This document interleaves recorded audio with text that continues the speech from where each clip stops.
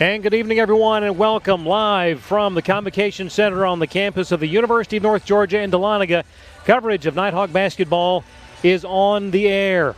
And Happy New Year! Alongside Lee Glenn, Craig Corbin, and the Nighthawk Sports Network team here tonight for a Peach Belt Conference matchup between the University of North Georgia Nighthawks and the Hurricanes of Georgia Southwestern. And Lee, our opener tonight, on paper, could be one of the best games of the early part of this conference season. Yeah, Craig, we talk about this a lot. You know, there's 4 seasons into a basketball season. You've got the preseason where you prepare your team for situations that may happen and you learn your team's identity. You've got the non-conference part of your schedule where you test said beliefs about your team, and then conference basketball season, which is the third in advance of postseason and the tournament. By far my favorite part of the season because, number one, we get double headers here for 2 months, you know, so it's women and men. We're going to add a new feature of interviewing the Coach Dan Evans at halftime of the women's game and Coach Buffy Burson at halftime of the men's game. But to your point, conference basketball doubleheaders are really at the backbone of what I think is college basketball, because teams are really have identified what their strengths are, and now you've got a person trying to strategize on the other bench to take away said documented strength. I think we've got 2 basketball teams here that are arguably regional type contenders. A Georgia Southwestern team that is, no pun intended, surging in the early part of the year and doing some unprecedented things for Georgia Southwestern women's basketball program. But we're here in the Convocation Center against a very with a very veteran, upper class, experienced team on North Georgia's side of the ledger. So to your question, this is conference basketball. This is my favorite quarter of the year. You can feel the excitement and the intensity already, even as the warm-ups are underway. The Hurricanes of Georgia Southwestern 9-1, 1-0 in Peach Belt. On the other side of the ledger, the Nighthawks 8-1, the only team in the Peach Belt with 2 victories thus far in the season. Yeah, and I think that you're going to see that, you know, with, number one, an expanded schedule that's reached into the earlier part of December now in league play, and then probably with some reschedulings and things of just managing what's going on in the world. I think that you're going to see some imbalances. You know, some teams are going to play more games early. But with that said, I know you've got 2 teams that are ranked in the top 8 in the D2 site-up poll, although we don't put any stock here in D2 site-up because that's not the regional poll that matters. Right. Regional poll that matters is run by the NCAA Women's Basketball Ranking Committee. But Georgia Southwestern coming in at 8th in the regional poll, UNG at 3rd. We haven't played in nearly 3 weeks. Georgia Southwestern played on December 30th in a boat race win over NAI Thomas University, where they only dressed 6 players, although I see 9 dressed out here tonight. We had a couple of games canceled strictly out of precaution because this is what matters. Yes. At the end of the day, it's going to be body of work. Who has the best overall regional record, but I think whoever is in the upper third of the Peach Belt Conference come the end of February is going to be in the upper third of the region. I think that is probably a very safe wager at this point. Again, we talk about the Hurricanes of Georgia Southwestern under head coach Justin Payne, 9-1, a trio of players averaging right at or around 13 points a contest. Julisha Williams, Ava Jones, and Jacqueline LeVay, names you will hear quite a bit tonight. Of course, the Nighthawks, we have talked about it so many times already this season, the luxury of having a deep bench and what that means to Coach Burson and company. Yeah, I think it's going to be interesting to see, Craig. We're 2-0 in league play, but I don't think they've been our best 2 games of basketball. Right. We have really 2 ugly halves in each of those games. Now with the long break, the time to get into the lab, the time to get in here and figure it out, it's going to be interesting to see what adjustments we've made and if we've kind of got that 4th train wheel back on the track. track. I think most observers would probably think that the Nighthawks will be hitting on all cylinders tonight. So. Yep. Indeed. And glad you've joined us. We're going to step aside. When we come back, it'll be time for the opening lineups and the tip. This is the Nighthawk Sports Network. Back in a moment.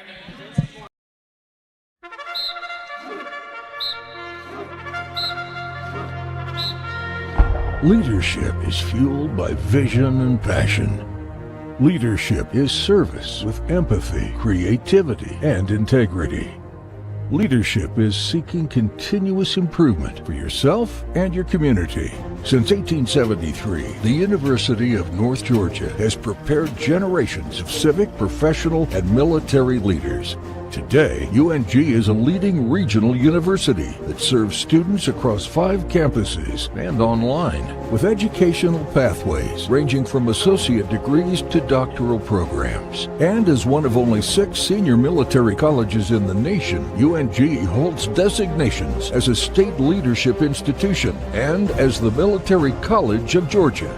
UNG's national reputation and student profile are growing stronger each year, and we remain focused on student success and academic excellence at all levels. Across UNG, our incredible faculty and staff are scholars and mentors who inspire service, inquiry, and creativity. And resume-building experiences help each student fulfill their potential.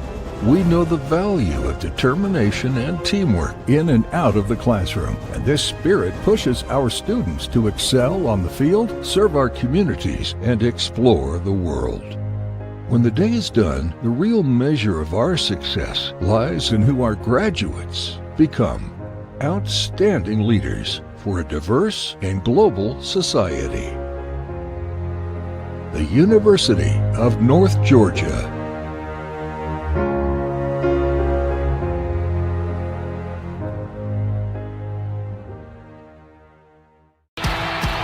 The road to national championships runs through NCAA.com. And whether you follow one college team or all of them, it's never been easier to get the content you want with NCAA.com, the home of college sports.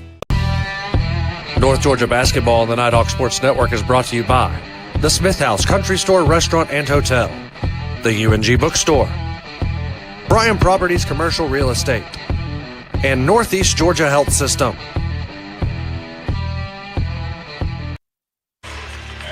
Time now for your starting lineups. First for the Hurricanes of Georgia Southwestern. It'll be number 1, Lex Chapman. Number 2, Jaleisha Williams. Number 5, Ava Jones. Number 23, Daylin Craig. And number 24, Kayla Langley. The Hurricanes 9-1, 1-0 in Peach Belt play. For the Nighthawks of the University of North Georgia, under head coach Buffy Burson, they'll be starting number 4, Jamari McDavid. Number 5, Abby Franklin. Number 21, Josie Earnhardt. Number 24, Caroline Martin. And number 42, Julianne Sutton. The Nighthawks 8-1 overall, 2-0 in Peach Belt Conference play. And the teams wrapping up their final respective huddles. And we are just moments away from the opening tip. Your officials for tonight's contest: Chad Tucker, Carla Jetter, and Simone Red. Nighthawks in their home white. One thing, Lee, that we have seen this season is a variety of starting lineups for Coach Burson. That's a luxury that we haven't had in a long time. Yeah. I tell you what I also don't see is Georgia Southwestern's head coach over there. Interesting. Very interesting. Ball has been controlled by the Nighthawks underneath. And then back out from Julianne to Caroline around the rim, and no good. Rebound taken there by Kayla Langley. And the first possession of the ball game for the Hurricanes, no good. Shot partially altered. Here come the Nighthawks quickly the other way. Martin gives it to Earnhardt right back out front. Caroline controlling between the circles. Now works the left side all the way into the corner. Stops. Away to Franklin in the lane. Julianne, but it would not go. That was a nice look. Yeah, that's 2 good looks, actually.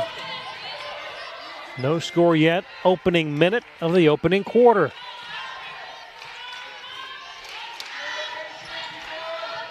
Langley gives way to Williams. Jolisha around Franklin. How did she get that shot away? Wow. Opening basket for the Hurricanes, 2-0. Again, they get the ball to Julianne around the horn in the corner, wide open. Caroline Martin in the lead for North Georgia at 3-2. Georgia Southwestern is going to have trouble. Oh, look at this. A one-person press. Jamari McDavid has done it again, and Julianne Sutton with a nice lay-in right down the middle of the lane, and quickly 5-2. This is odd press break for Georgia Southwestern to put 5 players in the backcourt. Right down the lane, no good from Jones, but the follow will go for Kayla Langley. The sophomore from Spring Hill, Florida, and it's 5-4. Approaching the 8-minute mark in quarter number 1. Jamari in the paint, puts it up in between 2 players. Basket good, and the foul. That's another example of, I'm not sure how the shot got between the defenders. I think Jamari thought that the foul was on her. She was returning back to play transition defense there. She was surprised when Josie Earnhardt told her that that's an and one. Georgia Southwestern's 4 points on the board, made 2 really tough twos at the rim. And then this is interesting here again. We're extending our pressure against them, and now you got all 10 players in the front court. This is just going to shorten the shot clock up and make them have to play half-court offense on a less than 20 shot clock. Shot no good, but the foul will go for Daylin Craig. Found herself wide open after putting the defender on the court. 8-6 your score, down low. Jamari, the wraparound no good. Foul inside. And on whom will that be? It looks like Daylin Craig again. Second foul actually here, but even before the first media timeout, you've got a starter on a not necessarily deep team already with 2 fouls before the first media break of the first quarter. Quick substitution. Daylin Craig will check out. Checking in, number 14, Kayla Grant, sophomore from Dade City, Florida. Jamari puts that right in. You have to love the form that she has on the foul line. Nice follow through. This thing's icy. You know, it just goes up into the atmosphere really high, gets icy, and comes back. Got a little touch of the polar vortex on it, maybe? Yeah, well, I don't use those bigger words, but. So 1-3-1 here. We extended it full. I like that idea because Jamari at the top of it is basically a one-person press. And then we can come back into a zone defense that we're familiar with, whereas we rotate out of the 1-3-1 into a man midway through the possession, just trying to throw a different look at Southwestern. Chapman missed the 3. Boy, Abby Franklin thought that Caroline was going to go backdoor, but she didn't, and that pass out of bounds and over to Georgia Southwestern. One of the rules with basketball is that you can never fake a back cut. You either got to make it or not, because number 1, the back cut turns the defense inside out, but number 2, a lot of times they're thrown before you've gotten into the space. So we want to go ahead and make that cut on the fly. 3-second violation there from Georgia Southwestern. That's unique because there were only 2 seconds off the shot clock reset at that point because the ball did hit the rim. But hey, I'm no math major, but I'll take it. Quick on the trigger, but Nighthawks stand to benefit. Up by 4, 6:34 to go in quarter number 1. Earnhardt feeds McDavid on the block right side. Ball kicked out of bounds with 9. And they'll reset it to 20 now on the shot clock.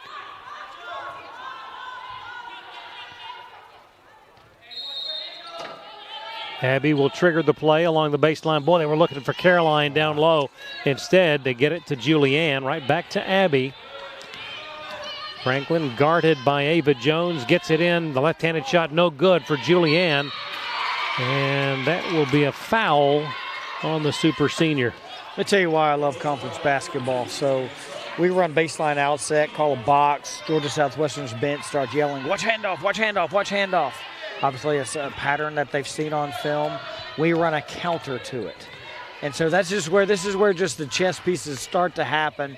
You can't expect a team to do something for 10 games and then just continue to do it in league play. Right. There's going to be counters. There's going to be adjustments that we make. 3 in the corner there. An adjustment by Ava Jones. And, oh, goodness, nearly a turnover. And it is a turnover. And Georgia Southwestern drawing contact there. Nighthawks a little discombobulated on that last possession. Yeah, there's a halo rule when you're being pressured, right? So you draw a big halo around you, and the smaller your halo is, the better your ball handler you are. But if you're not a great ball handler, you got a big halo around you. And anytime a defender comes into your halo, you want to get rid of the basketball before the defender comes into your halo.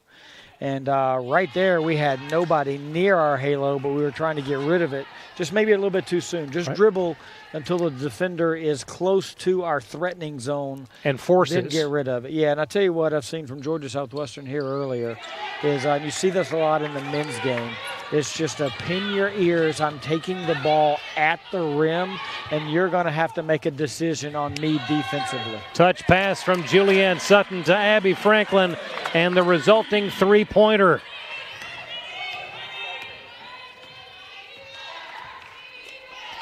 You know, that's the type mentality that they're looking to impose their will offensively.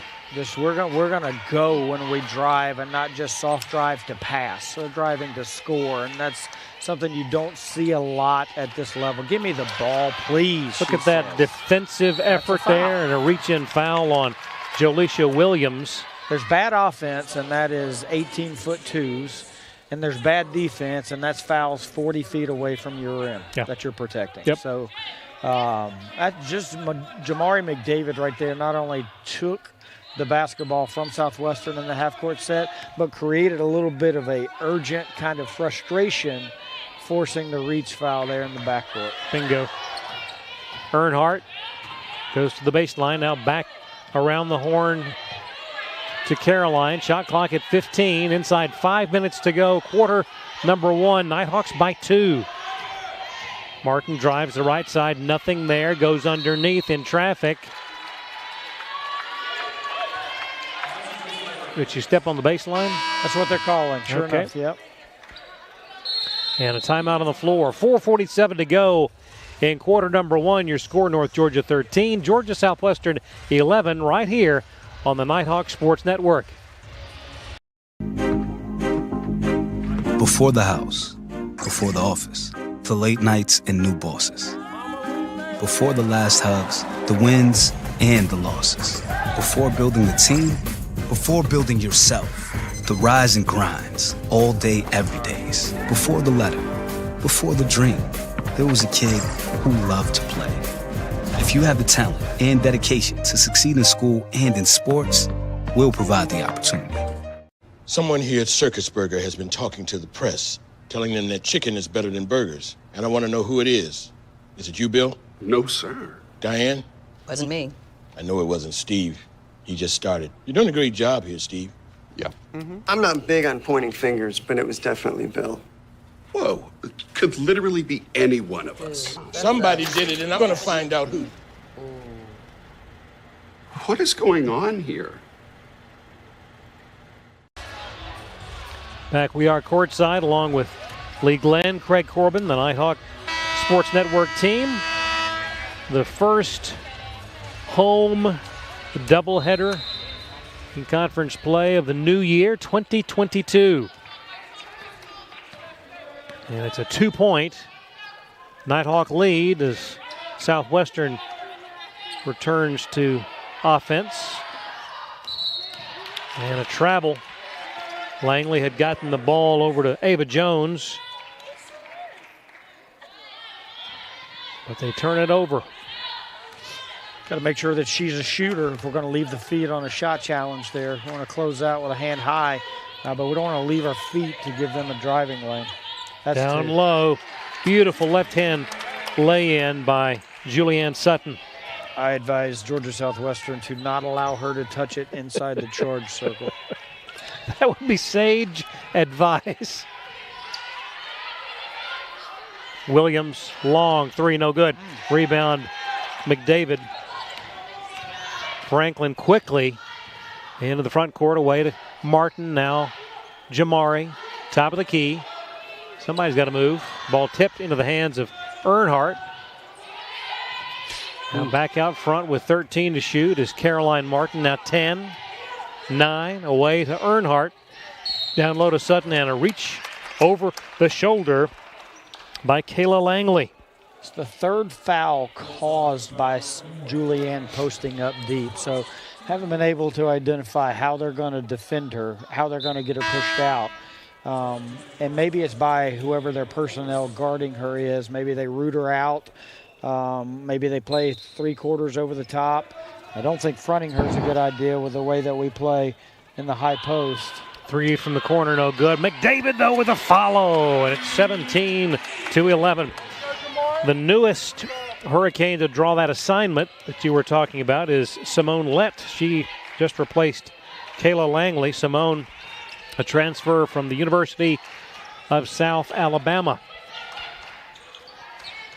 In the lane, shot in traffic, up and good, and a foul will send Kayla Grant to the line. It's a very nice basket cut by Grant there. Just kind of owned the space on the cut. Cut across her defender's face.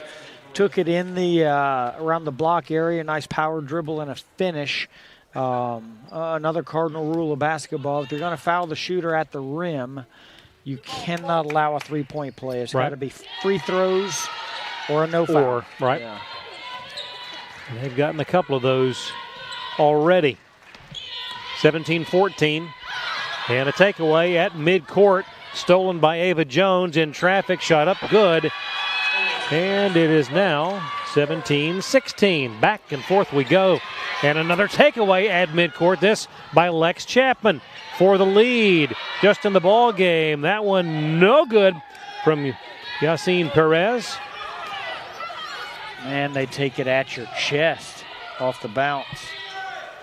And another defensive takeaway by Jones.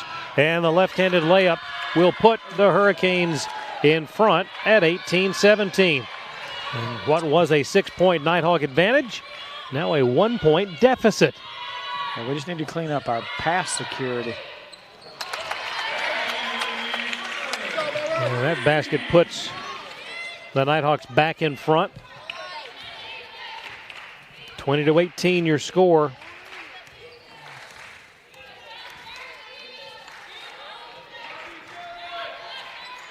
Hurricanes with the ball. 2:02 to go here in quarter number 1. Three from the wing is good. Rattled in for Ava Jones, and that puts the Hurricanes back in front by a point.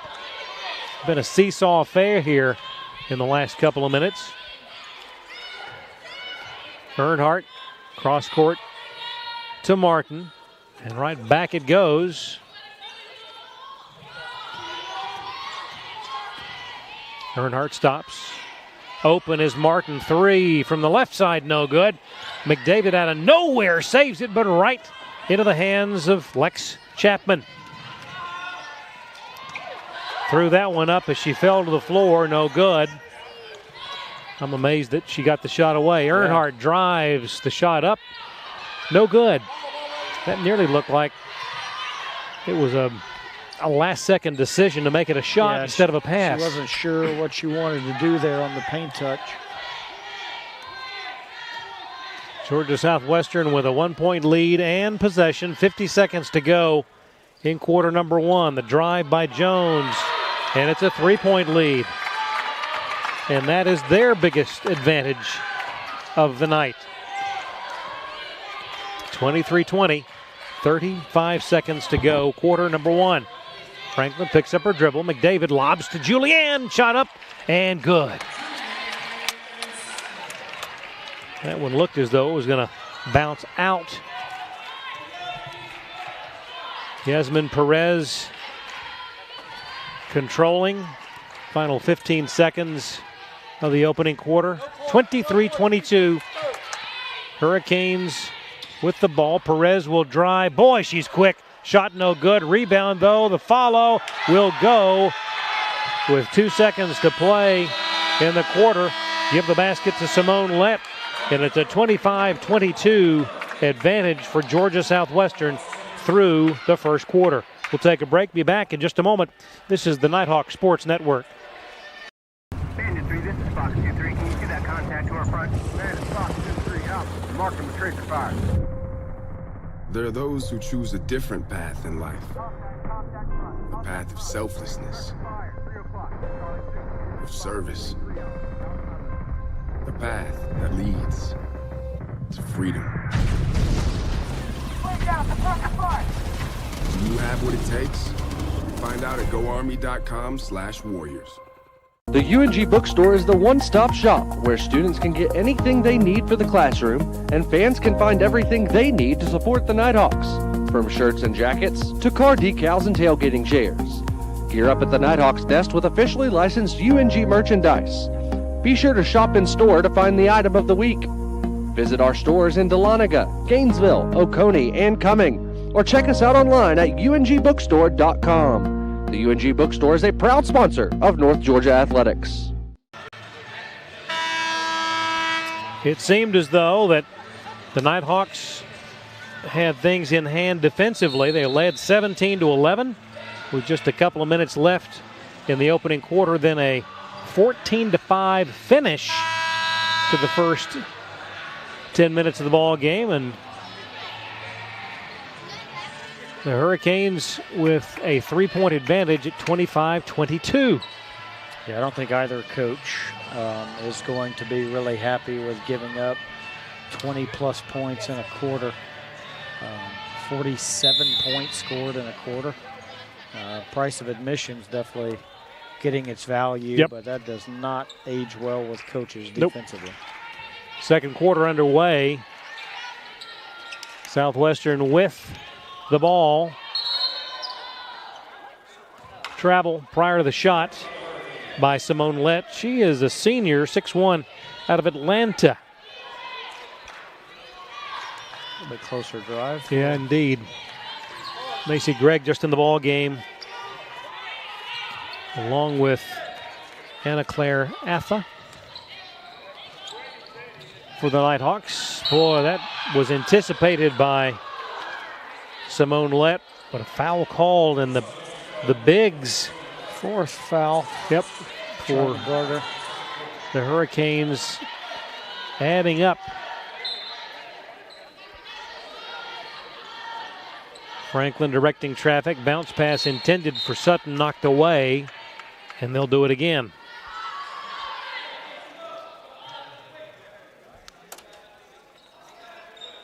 Don't really have many baseline out plays for the corner. It's just safety inbound. Gets it in to Macy. Stops away to Martin Caroline down the right side of the lane. Nothing there. Shot clock at 8. In traffic. Ball intercepted. How many takeaways have the Hurricanes had? 5. That's a good job on post defense there. She did a good job of working over the top, taking away the passing angle, and then even stealing the pass. Lett away to Grant. Kayla in the key. Bounce pass back to Lett. Simone works her way free, but travels for the second time in doing so. And she will get a breather, and back in is Kayla Langley. Full court pressure here by the Hurricanes. Nighthawks down 3, 8:44 to go until halftime. Martin, bounce pass back to Atha. Now Macy Gregg maintaining control, but really defended by Perez. Shot clock at 3, straightaway shot no good. And Georgia Southwestern again has possession. up by 3. Called a horn set here. Just a dribble penetration of her to go to her left off the high ball screen.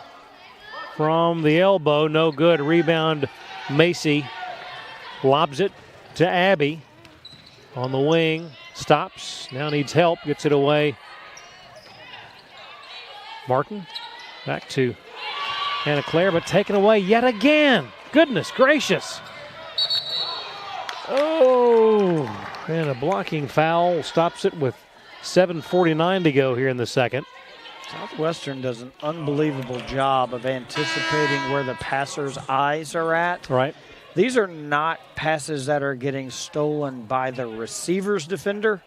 That last pass was on the ball handler's defender. So she's like just reading the eyes and doing a good job of, number one, playing to the scout, knowing what her offensive player's strengths are. But number two, reading the eyes and just seeing what they want to do and then jumping into that passing lane. So very quickly. Yeah. You can see why this team has won 9 out of 10 games. Yep. 1 out of 2 at the line for Kayla Grant. It's 26-22, largest lead of the night for Georgia Southwestern. Oh, that was the first point here in the second quarter. Nearly about a part of 2.5 minutes for either team to score. In the lane to McDavid, the turn, the shot no good. Anna Claire got a hand on it, but controlled by the Hurricanes. Then they come up by 4. Long 3 is good for Ava Jones. Largest lead of the night, now it's 7 for the Hurricanes. McDavid zips the pass to Martin. 3 from the wing, good! There's the answer. First field goal for North Georgia in the second quarter. And that took a bit more than 3 minutes.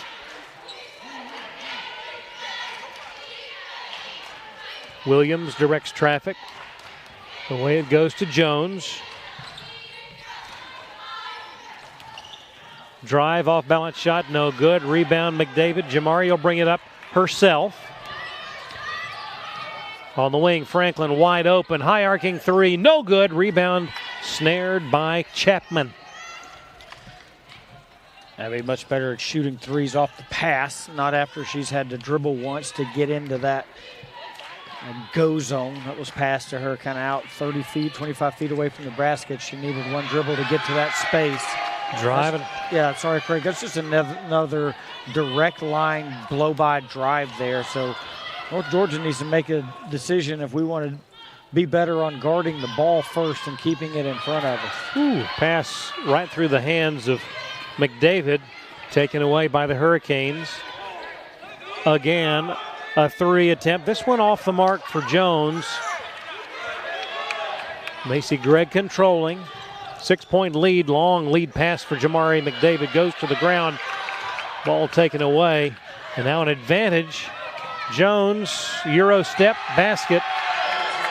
I wouldn't be surprised to see a timeout. Yeah, that's a big time move there. 33-25, an 8-point advantage. Largest of the night. 5:27 to go here in quarter number 2. Timeout on the floor. Back in a moment on the Nighthawk Sports Network. The human body is like any high-performance machine. As the miles add up, parts wear out. That's where pain begins. And here's where it ends. Where top orthopedic surgeons use breakthrough techniques to reduce recovery times and relieve pain for good. Feel like new again for miles to come at the region's only dedicated joint care center, Northeast Georgia Medical Center.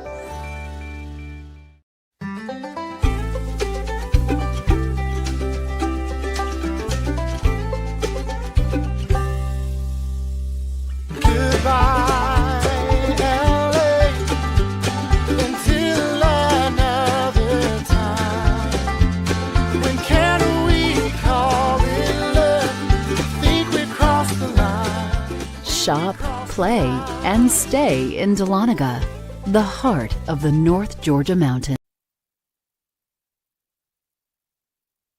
Georgia Southwestern was flipped on just like a switch with about 4 minutes to go in that first quarter, and it has not changed. Here we sit just about midway through the second quarter, and it's now an 8-point advantage. They're doing a really good job of letting their defense dictate offense.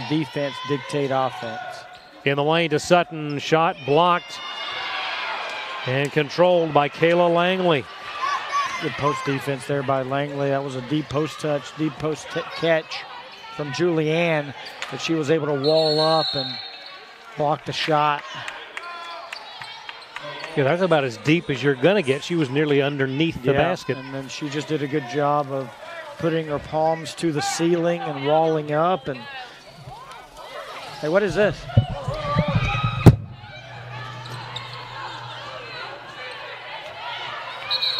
Just less than 5 minutes to go here in the second quarter, and I would guess a battery issue along press row.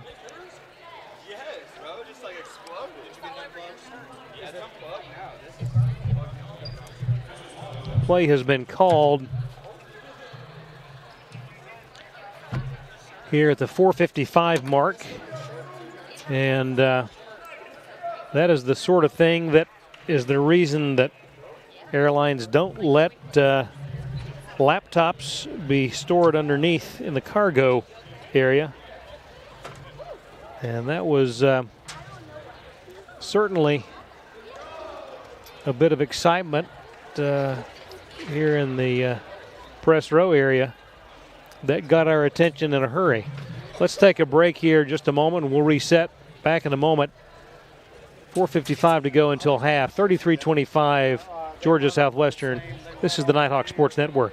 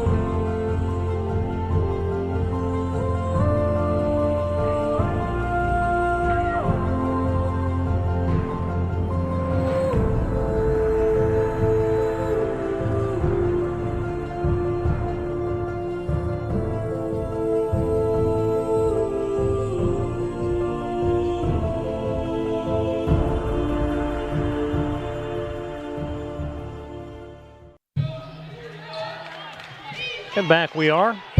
Play has resumed. 33-25, Georgia Southwestern. North Georgia with the ball. McDavid at the elbow. 10-foot shot. Rattles in. That's the way you want to come out of a timeout.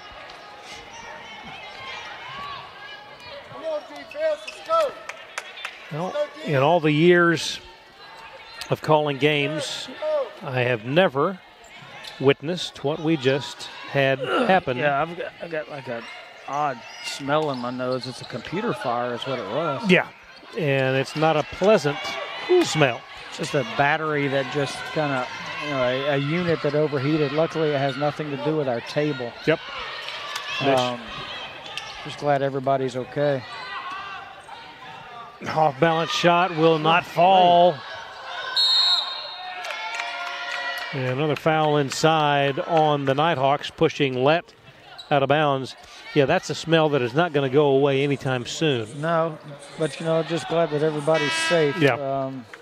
Photographer from Georgia Southwestern was sitting, probably 5 feet from you, to your immediate right. Yeah. And all at once, we were enveloped in a cloud of smoke. Yeah, it looks like we just had maybe a little bit too much in the. Long three, no good. Rebound, Franklin. The deficit is 6. Chance to cut into it, but ball taken away again. This time, Elisa Nieves in the ball game from Tampa, Florida. Down low, shot no good, but a foul on Julianne will send Jolisha Williams to the line. That's the dedicated back cut from Williams there. You saw her just kind of plant her high foot on the floor and cut to the rim, and that's kind of what we were talking about earlier. You can't fake that. You got to make that call and go. 3:36 to go until halftime. Williams on the season, 88% from the line.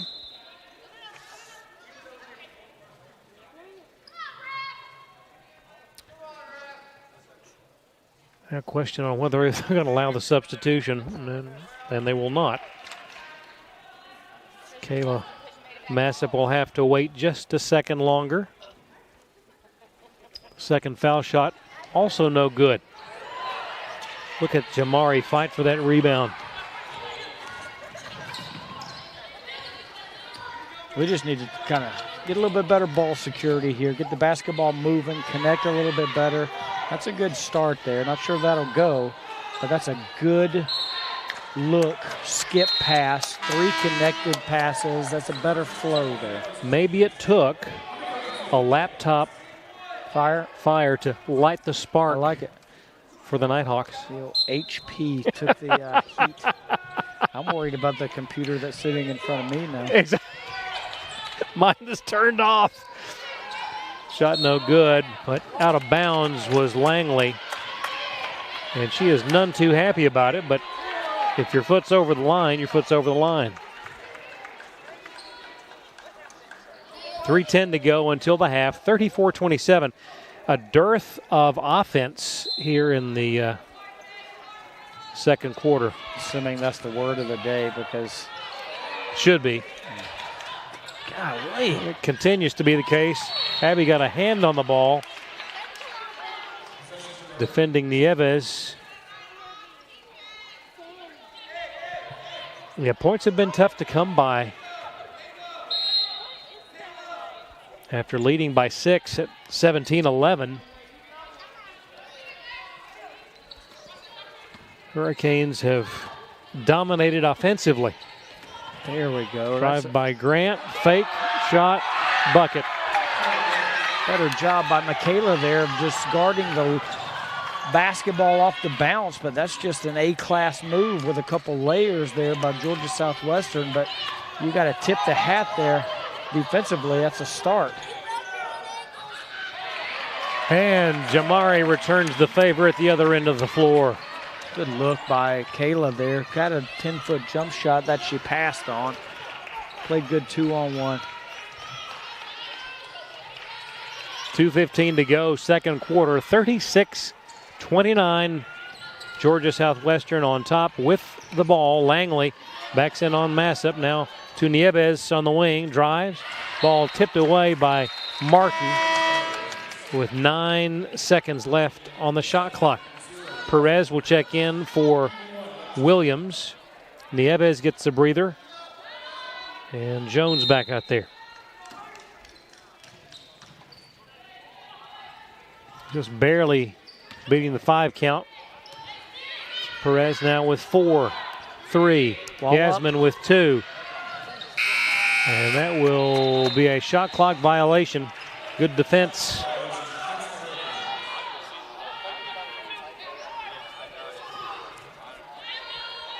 A minute 52 to go, second quarter. Down 7. Jamari in the key. Now to Caroline.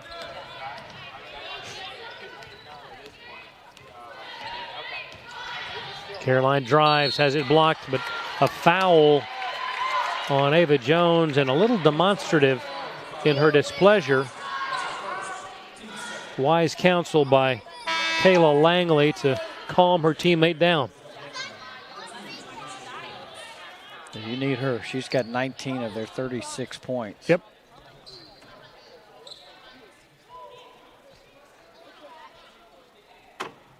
Caroline heads to the foul stripe. On the season, 77%. Makes that one.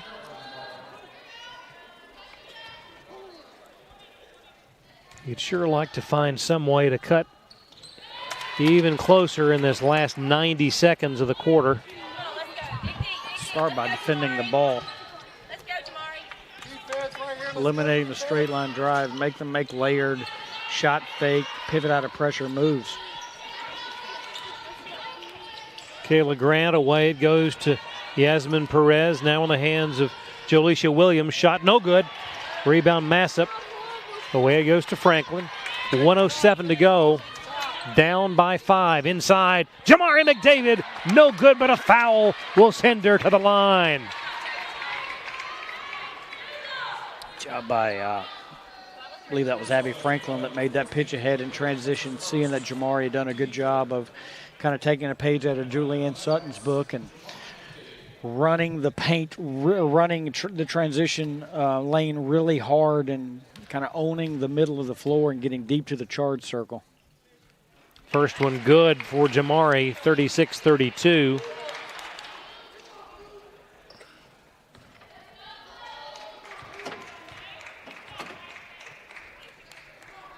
Now a 6-0 run for North Georgia. And it's a 3-point ball game. Final minute of the first half.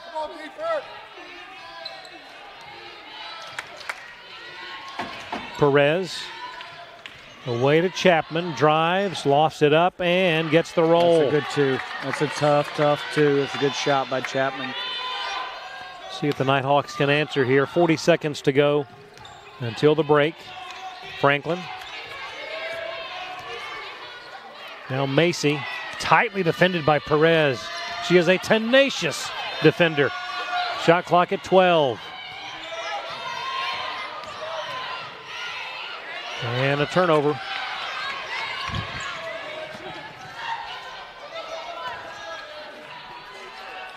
They can take the last shot now. 10 seconds remain. Up by 5. Hurricanes with the ball. Perez now will drive. The pass to Langley. Shot up. Partially blocked perhaps.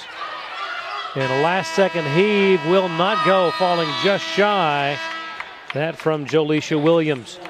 The Hurricanes have been a force of nature tonight. Oh, I like it. In the Convocation Center, and they lead by 5, 38-33. We'll see what Coach Burson will cook up here at the half. We'll take a break and be back. Catch up with the head coach of the men's team here at North Georgia. Stay with us. This is the Nighthawk Sports Network. Back in a moment. Joyride beads. I hear if you run long enough, you get something called a runner's high, which sounds like something I'd really enjoy. Let's do this. Okay, so far so good. Mama Lake? What? Still no high though. Hi. Hey. Oh my God, there it was. My first runner's high. Well, better quit while I'm ahead.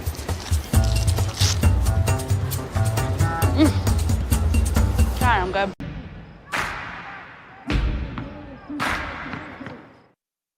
What is the Golden Eagle Band?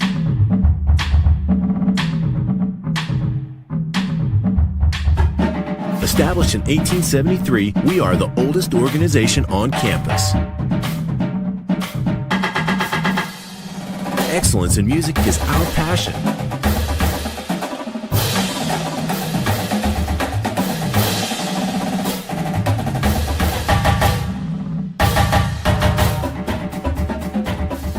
Our spirit of brotherhood provides friendships that last a lifetime.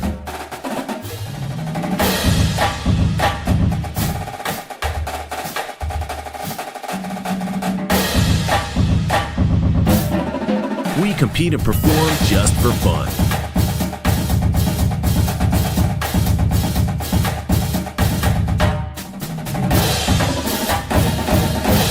Join the tradition.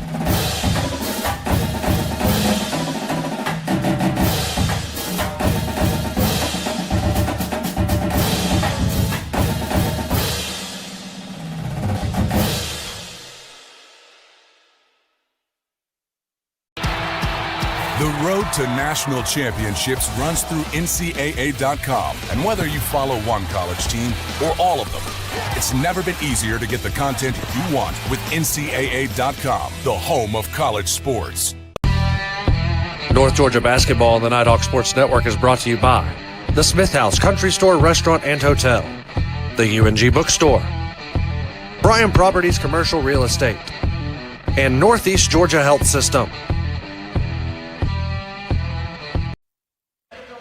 Welcome back here courtside, UNG Convocation Center.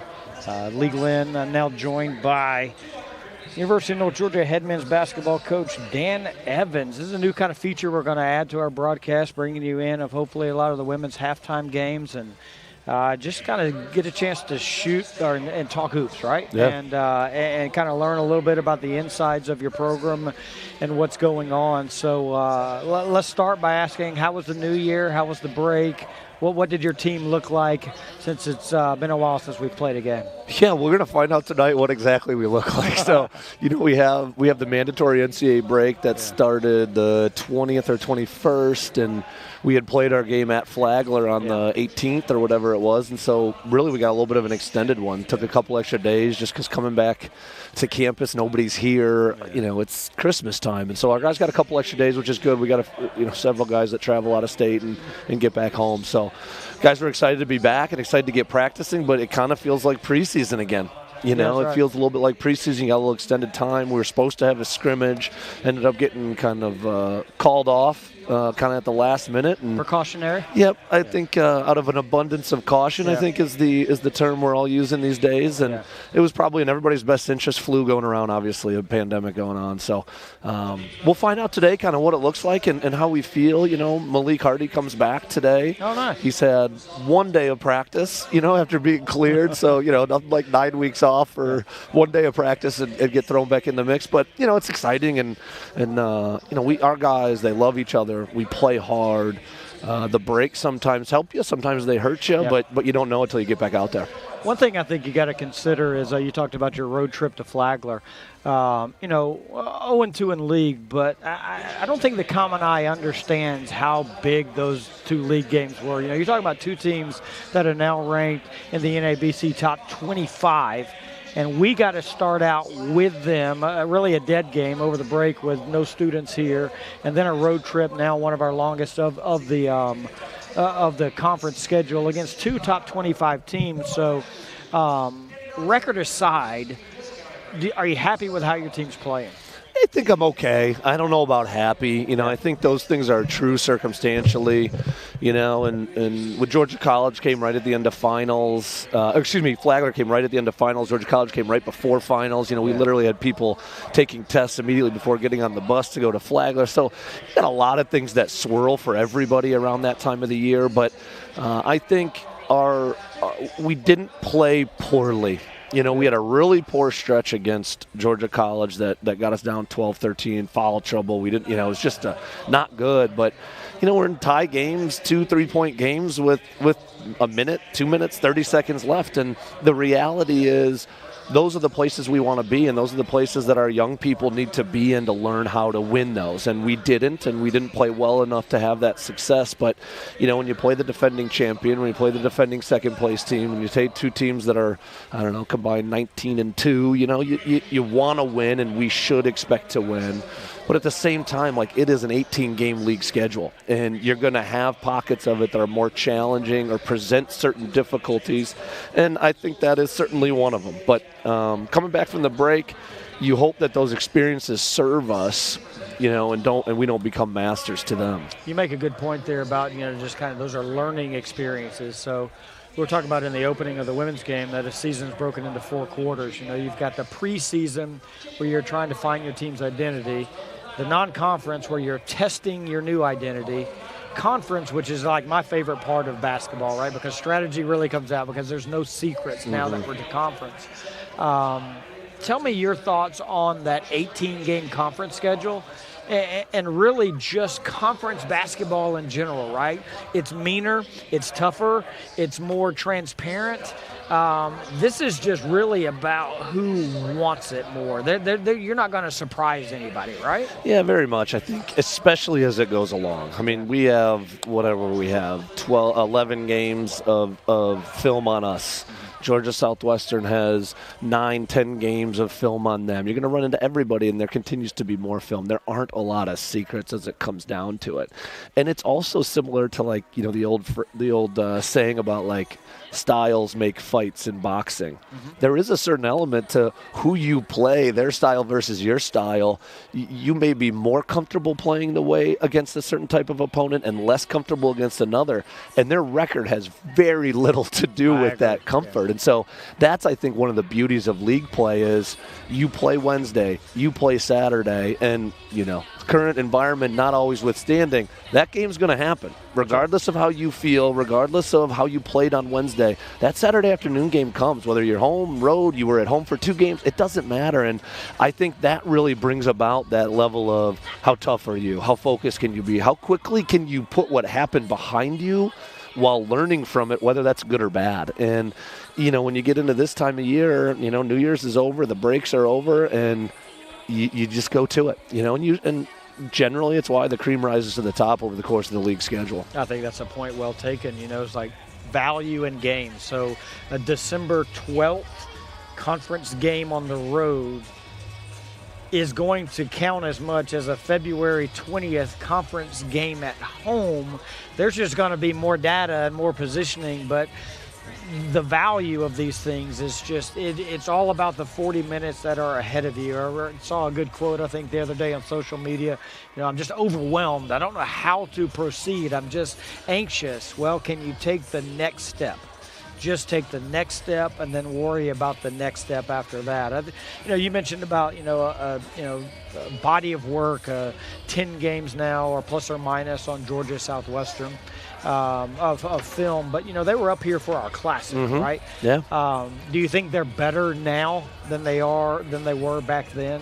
What have you seen from Georgia Southwestern? Yeah, I would agree. I mean, I think they're more experienced together. Yeah. You know, they had a lot of returners from a year ago of a team that was very good, but the reality is you're always a little different team. Yeah. You know, you always add somebody or somebody's not there or whatever the case may be. And so I think they're absolutely better. They're more comfortable. They're an aggressive team. You know, their solutions are surrounding, let's be more aggressive defensively and offensively, and they certainly have some good guards to be able to enact that an awful lot. And so we're going to have our hands full with their athleticism, their physicality. You know, can we avoid turnovers? I mean, it is a harsh reality for our basketball program is that if we can avoid turnovers, we're a very solid, good offensive team. The moment we start turning it over, we get to the wrong side of that line, and we put so much pressure in those situations on our defense that our defense looks worse, quite honestly, than it actually is. Our defensive numbers are very good, and they would be much better if we have taken care of the ball better than we have over the course of the year. Yeah, I'll argue that point. I think that's strictly optics that your defense would be worse. I think you defend really, really well at times. I just think that you have a unique offensive style, right? And you got to be patient in it. And in this league, patience and offense normally don't go hand in hand. It's like give it to your best dude, let him go get us some offense. But I think the style we play, the style we have adopted, which has been very effective for us, is that we got to learn to be comfortable in a single-digit shot clock situation. No doubt, and we got to be comfortable getting there. Yeah. I mean, and we at times, because we're confident, because we have good players, like we make certain decisions because we believe in ourselves to make that play, and it's not always wrong or bad, but is it the best? Is it the best for us, the best for the circumstance, the best for this and that? And I think that is part of that maturation, you know, and I think that there's been greater weight on that playing without Malik.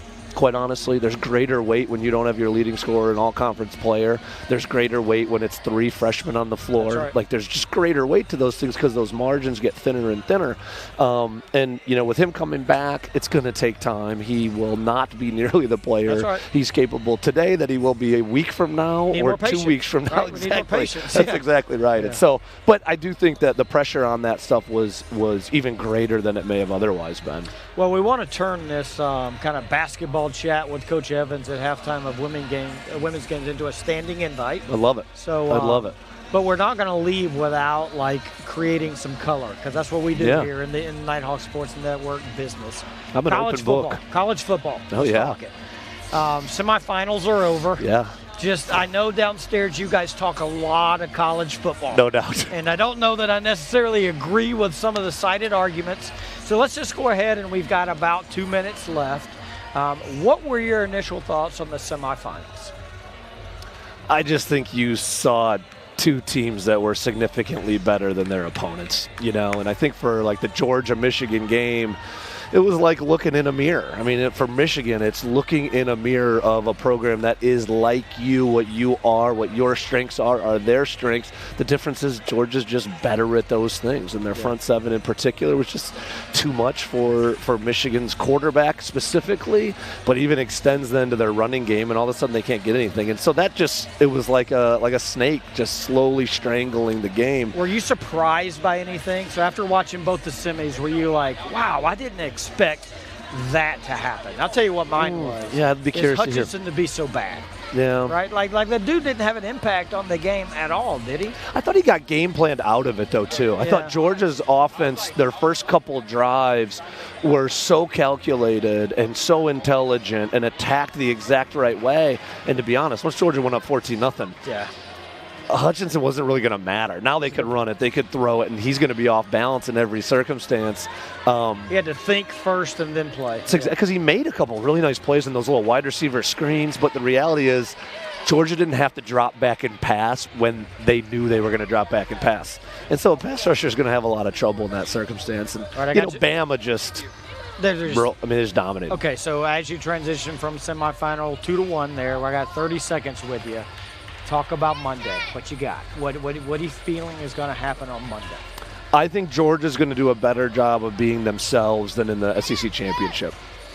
I think Georgia got a little bit wayward in that game. Bryce Young actually being a big part of why. I think the loss of Mechie eliminates some of the sort of dynamic play of Bama, and I would suspect it's a great game, but I would suspect that it feels like Georgia's going to end up in control. You do? Yeah, I think Georgia ends up in control. Coach, you are a pleasure to always talk to. I enjoy you always coming by and sitting down in the office. I just now get to share you with the entire Nighthawk Sports Network Nation. I appreciate that. So I look forward to hashing out more basketball, but really having you back here courtside next women's basketball game. Thanks, I appreciate it. Good luck tonight, Coach. Go Nighthawks. We're going to take one more break here. We'll be back with the start of the second half. You're listening to the Nighthawk Sports Network.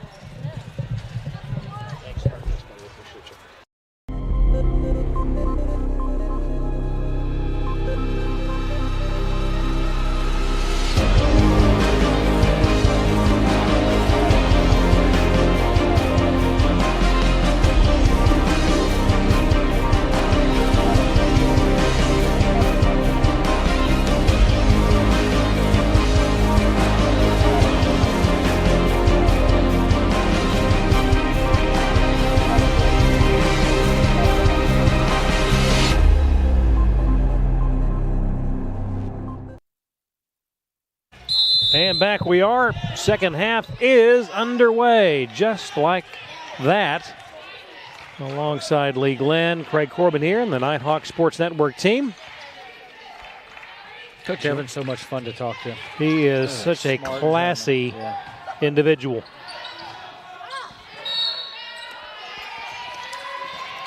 Whistle stopping play there, and foul.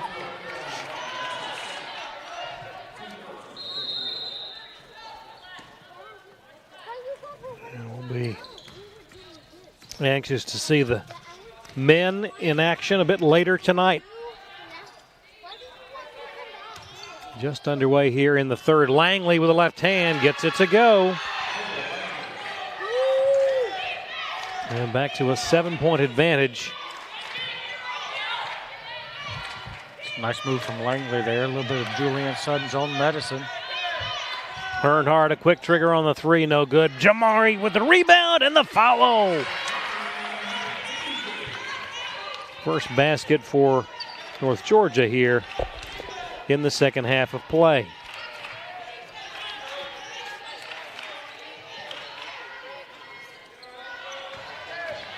Here come the Nighthawks. Chance to cut into that deficit. Beautiful lead pass on the conversion by Julianne. That's what you always want to get one of from Julianne. One or two of from Julianne Sutton every game, and that's just beat your player down the middle of the rim run. And fortunate for Julianne there, her defender took the jump shot.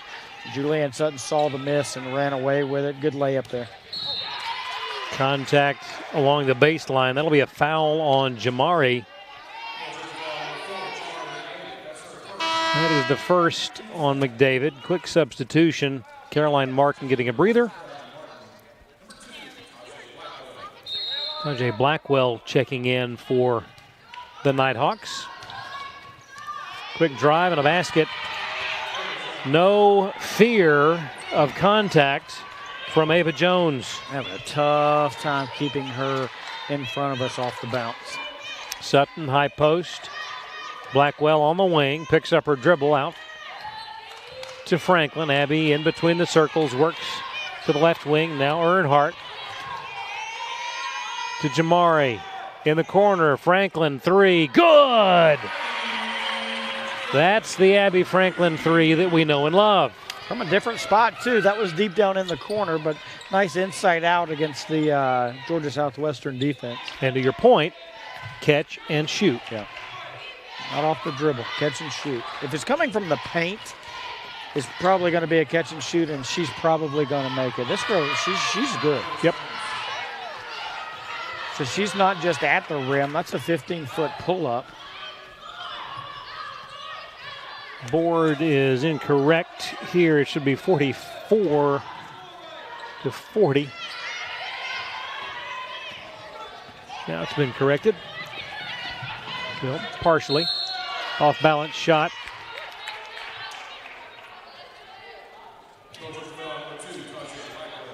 And a foul will send Lex Chapman to the line. 7:10 to go here in the third.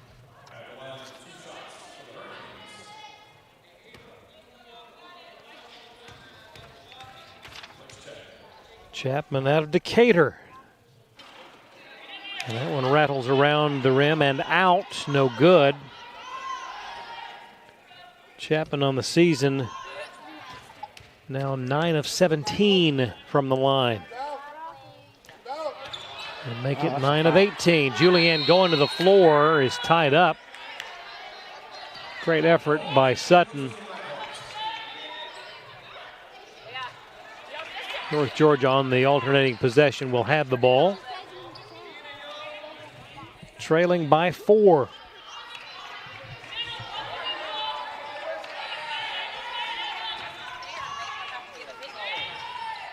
Token pressure here.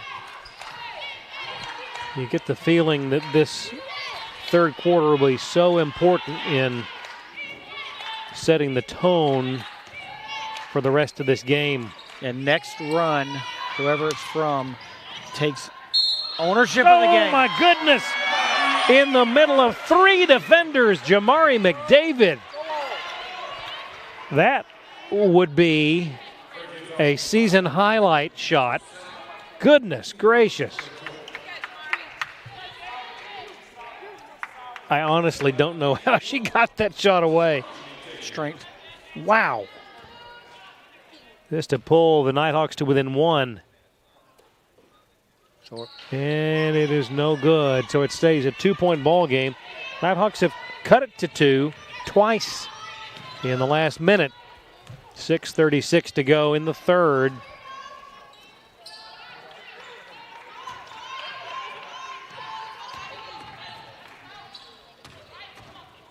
The drive, boy, that might have gotten away with a charge.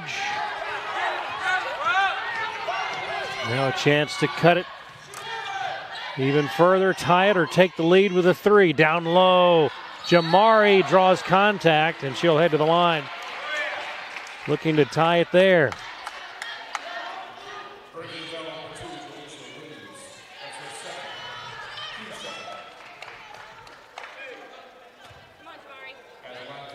Jamari took a pretty good shot. Got a little contact there. Too tough. settles in at the line. 6:11 to go here in the third. And that one rattles around and out, no good.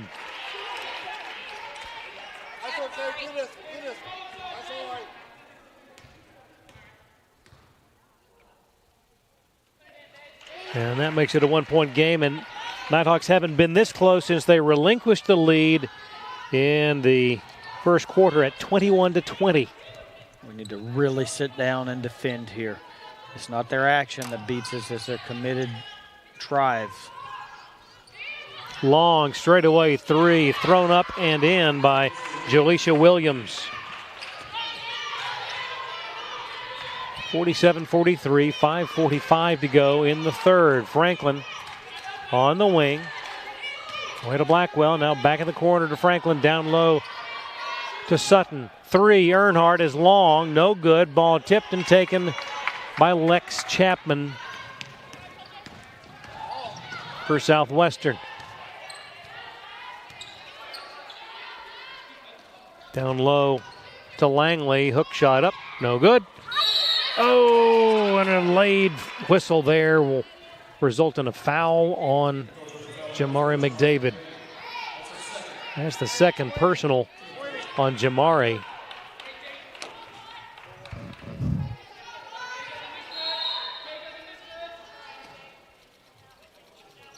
Lob comes in to Daylin Craig in the corner. Shot is no good, all alone. Blackwell with the rebound. Tightly defended, retains possession. Now Sutton to Franklin. Good position inside. Jamari draws contact yet again.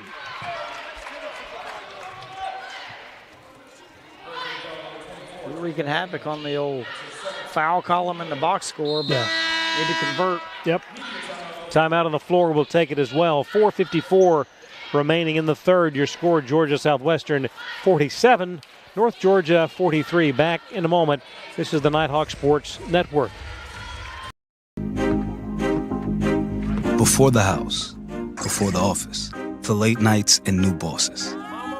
Before the last hugs, the wins and the losses.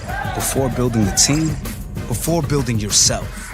The rise and grinds, all day, every days. Before the letter, before the dream, there was a kid who loved to play. If you have the talent and dedication to succeed in school and in sports, we'll provide the opportunity. The human body is like any high-performance machine. As the miles add up, parts wear out. That's where pain begins. And here's where it ends. Where top orthopedic surgeons use breakthrough techniques to reduce recovery times and relieve pain for good. Feel like new again for miles to come at the region's only dedicated joint care center, Northeast Georgia Medical Center. Our thanks to Northeast Georgia Medical Center, fine sponsor of the Nighthawk Sports Network. Teams coming back on the floor. This is really a physical ball game tonight. It is, yeah, a lot of, and I think that's good conference basketball, to be honest with you, Craig. You know, no easy twos, make all the twos be tough. You got to win it from the free throw line. You got fouls to give, and you got to pressure people into being uncomfortable. And I think that Georgia Southwestern has done that to some degree here. They really dictated the pace of the game. I think this final 4 minutes, nearly 5 minutes of the third quarter is going to be critical. Jamari gets them both. 47-45. Third time that the Nighthawks have pulled back within two. Down the lane again. And there's Ava Jones. And every time the Nighthawks pull close, the Hurricanes answer. Ball tipped away. They anticipated the entry pass to McDavid in traffic, and that is a charge on Jolisha Williams. Stops the clock with 4:22 to go here in the third quarter. 49-45, your score. Something to keep an eye on. That's the third foul on one of their better statistical three-point shooters. Their leading scorer at 13 a game.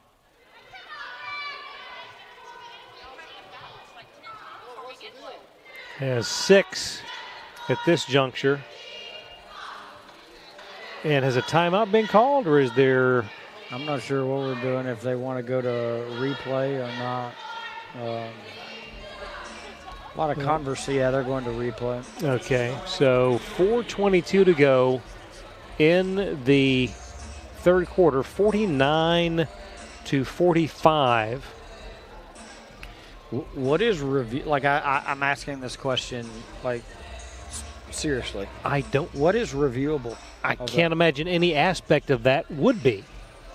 Is charge circle reviewable? If so, we're going to have a lot of stoppages of plays to review. Surely not. I guess if he takes the headsets off and comes back, we're watching it there on the replay, comes back, and yeah, so her heels are on the charge circle.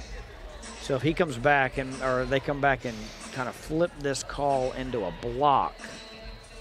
See, I've just never been a fan of the charge circle to begin with, because regardless of where it happens on the floor, it happens. Charge is a block. Right. Yeah. And you know, I'm also a fan of all of these, and this is probably not going to sit well with North Georgia fans, are for the most part always blocks. Right. Right? So unless you get run over, it's probably a block. You will know if it's a charge. Right. If there's any sort of discussion about it, or I'm on the fence, it's probably a block. Right. But I just don't know the new review or replay rules. This would be the first time that I have seen this for that call. Now the officials are conferring. Chad Tucker, Carla Jeter, and Simone Red. And it's critical too, Craig, because number one, that's the third foul on their leading scorer, and it would be a foul on Julianne Sutton, which would be her third foul. Yep. So it's going to be the third foul on the other team's leading scorer regardless. And so they are now calling the respective coaches, and I think they have flipped it. Indeed they did. So instead of being the third on Jolisha Williams, it is the third on Julianne.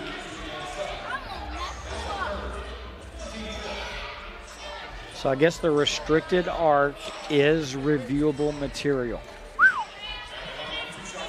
That's good food for thought for the balance of this conference season. Williams puts it in and makes it 50-45. How both teams respond to this, though, is vital. Williams got them both.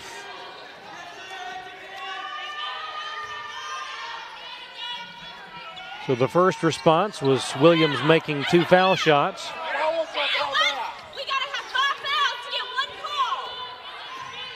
Martin away to Earnhardt. The lob over the top to Julianne. Good and one. Do we need to review this? Oh, shoot. Sorry. Shame on you. Sorry. That was way too easy. Sorry. I mean, because it was way too quick. She was in the charge circle. She was. Okay. I think all 3 of those players were within the circle. Julianne unable to connect on the foul shot. Our eye in the sky tells us that any play is reviewable in the women's game as per request from the coach. Oh. So it's basically like the red sock challenge flag in the NFL. Do you have a limit? Hey, I don't like what you said. I need you to go see if you check it and see if you're right. Goodness. Caroline Martin, no good. Battle for the loose ball, last touched by Southwestern. That is the old challenge flag. That is vital. Now, I wonder if there is a penalty in the form of a lost timeout. Ooh. That's the case in the NFL, right? Yep. We're going to have to dig deeper. Jamari McDavid does not get the ball to drop. Goodness. 51-47, 3:31 to go. Three in the corner is woefully short. Rebound into the hands of Earnhardt. Goodness, Julianne was all alone. Oh, no. That is going to be 4 on Julianne.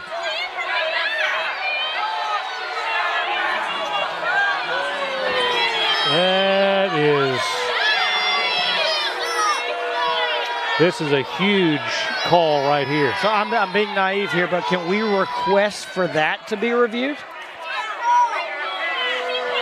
Great question. Wow. That becomes the 4th personal foul on Julianne and we Sutton. are going to the video.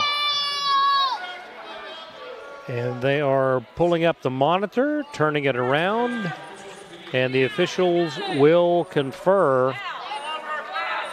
Does the player not have to have the ability to take one step if they have the back? Well, to be honest with you, she's going to be called for a lot of fouls if this isn't being called a foul, because that is her running the floor and posting up. Right.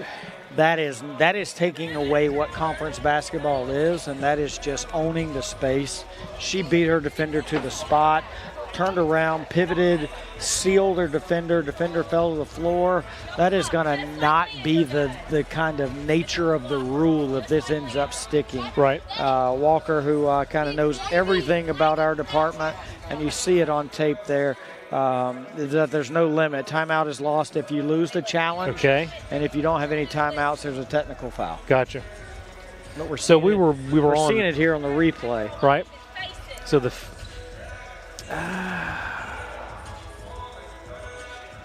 that is just post basketball.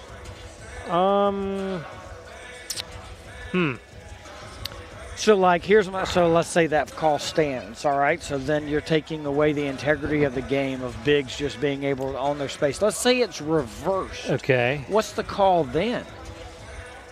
Then I think it becomes that was a layup opportunity for North Georgia. Absolutely. Taken away by the whistle. Absolutely. So what do we get out of the reversed call? I think you get possession, and that's it. Probably. Because I don't think... and let's see, they have left it intact. Coach Burson is beside herself. Yep, they have left it intact. Wow. And Julianne has to go to the bench. Kayla Massip on the floor for North Georgia. Number 32, the junior from Plantation, Florida. Huge minutes for every single Nighthawk right now with their super senior Julianne Sutton on the bench with 4 fouls. And 3:10 to go. There's a turnover. Don't pass.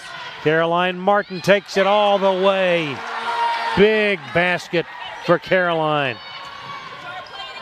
51-49 inside 3 minutes to go. That call has energized not only the Nighthawks, but the Nighthawk faithful. I think any call that doesn't go our way energizes the Nighthawk faithful. Chance to tie or take the lead right here. A missed 3 from Ava Jones. Franklin up ahead to Earnhardt on the wing. Massip. Oh, my ball's got to go in. Top of the key. They were trying to get it to Jamari, but did not. Massip to Earnhardt. Shot clock at 10. Earnhardt drive, shoots, no good. 2:22 to go in the third. 4 times they've pulled within 2. 2 minutes, 10 seconds to go in the third. That ball pinballs off a couple of players and out of bounds, last touched by Jamari. So the Hurricanes retain possession.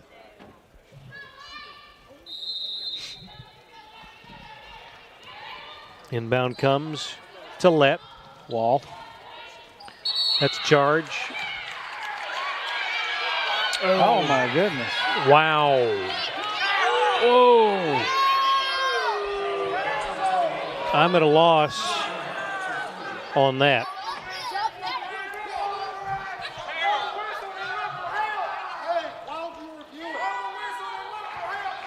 2:01 to go here in the third, and Dalen Craig at the line. The shot no good. I would have wagered a substantial amount of money that would have been a charge instead of a block. So let me ask you something. So on the Julianne Sutton play, I assume we lost a timeout? I think we did. Yep. We haven't called a timeout. We're short. We only got 3 left. Yep. So the Hurricanes got the rebound. Yasmin Perez. That shot is good for Ava Jones. Jones averaging 13 a game. Makes it 53-49. Has already doubled her season output. Yep. Ball out of bounds. It'll stay North Georgia ball. 27 on the night.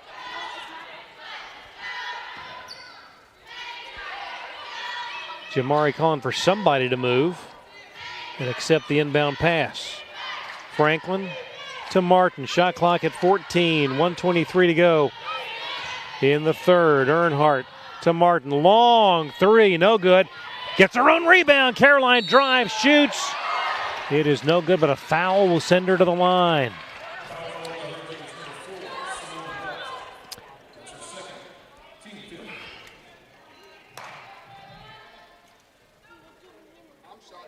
The tenor of this game has changed since that call reversal on Julianne Sutton. Hey, this is college basketball. Yeah. This is conference basketball. It's supposed to be hard. Georgia Southwestern is doing exactly what they needed to do and go into someone else's property and take ownership of it and play with an attitude. Caroline Martin coming up with a steal after missing both those foul shots. Now she'll head right back to the line, or it will be possession.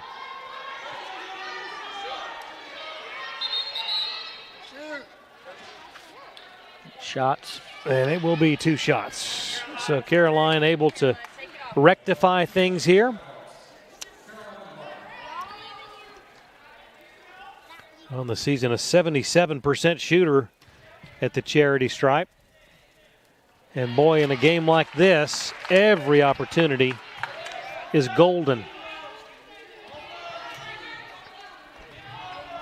Chance to again get within 2, and it's good. 53-51. 1:08 to go in the third. Perez controls for the Hurricanes. Away to Jones. Now Craig. Wow. To Lett. Dalen Craig in traffic. No good. Rebound to Earnhardt. Pivot. Going to call a jump. Boy, the Nighthawks had numbers. Make sure that, sorry, Craig, when a guard rebounds defensively, if it's not a dribble, release, and go, got to turn into a pivoter, right? Because a big can always peel back. And, hey, no love lost if a big peels back and creates a tie ball. Right. Because there's no, I'm not guarding you. It's not an advantage.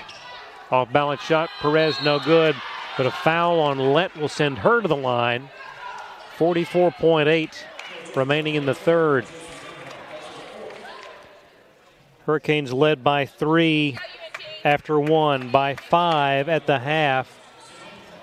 Southwestern did, right? Exactly. Yeah. The Hurricanes. That one no good.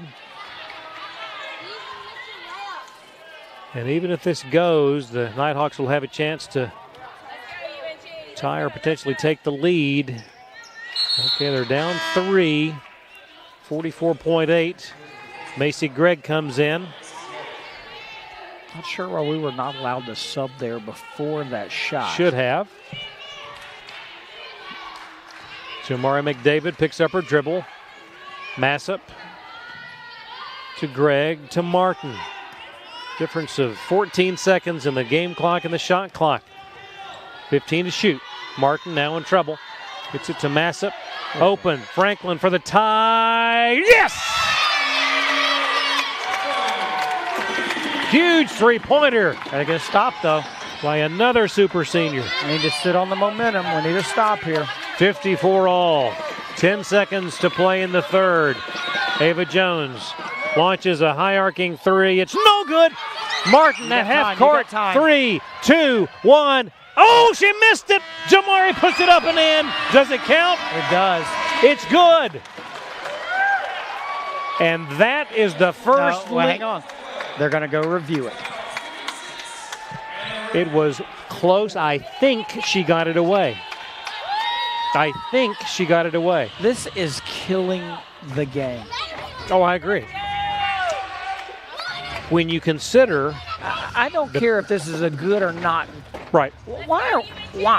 Well, because we have become obsessed with... Here's a look at the replay as time winds down. Out of her hand, the backboard. Yeah, it's good. I mean, it's going to count. The ball's on the glass before it goes red. And let's take a break. 3 quarters home. 4th quarter straight ahead. This is the Nighthawk Sports Network. Back. Someone here at Circus Burger has been talking to the press, telling them that chicken is better than burgers. And I want to know who it is. Is it you, Bill? No, sir. Diane? Wasn't me. I know it wasn't Steve. He just started. You're doing a great job here, Steve. Yeah. I'm not big on pointing fingers, but it was definitely Bill. Whoa, it could literally be any one of us. Somebody did it, and I'm going to find out who. What is going on here? Bandit 3, this is Fox 2-3. Can you see that contact to our front? Man, it's Fox 2-3 out. Mark him with tracer fire.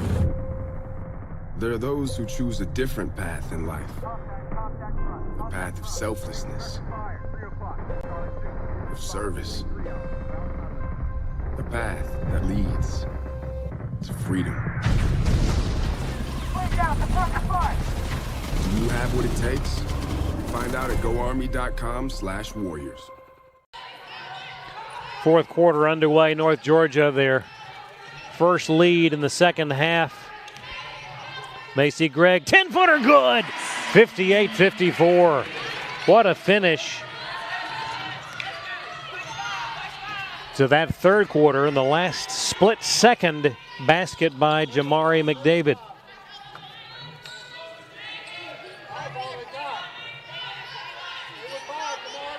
Hurricanes with possession, down 4.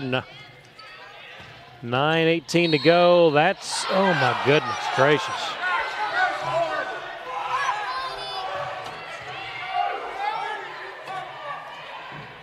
Daylin Craig driving and bodies flying. And another blocking foul on North Georgia.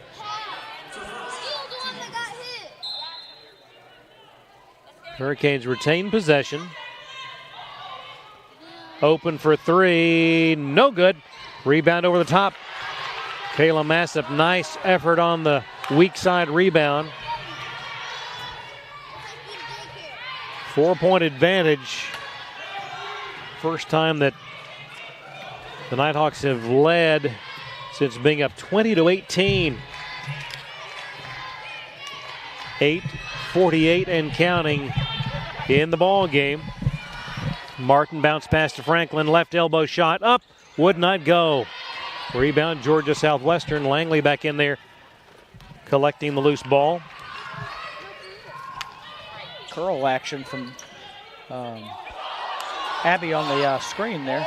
Langley blocked by Kayla Massip. Massip with a huge rebound just a moment ago and a block there. 8:14.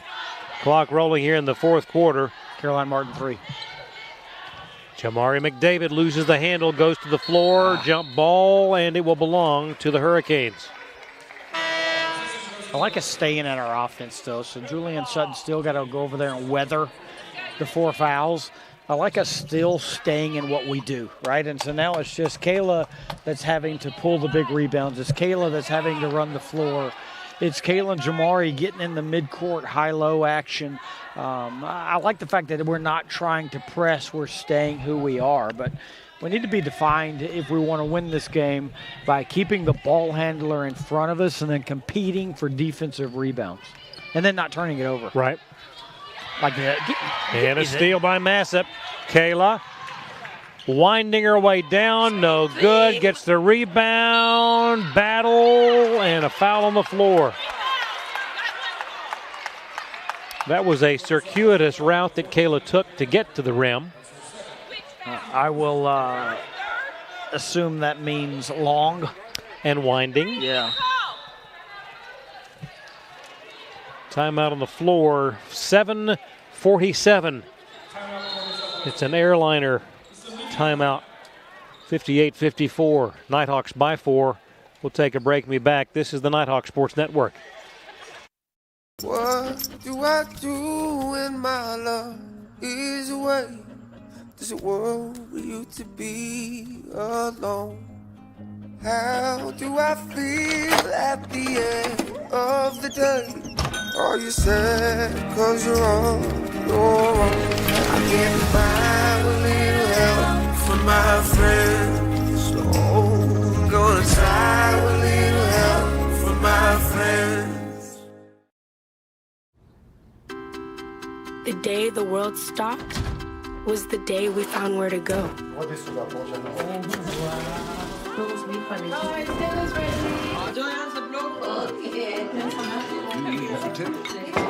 From now on, we're not going to leave anything on our plates because we've learned to savor the moments that were always there, and they never tasted this good.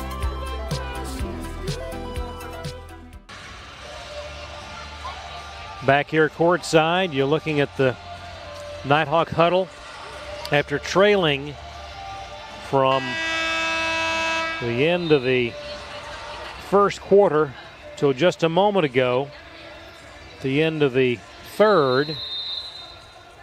Nighthawks now on a 4-point advantage, 7:47 to go. Inbound to Macy Gregg, taken away, but Ava Jones lost it over the sideline.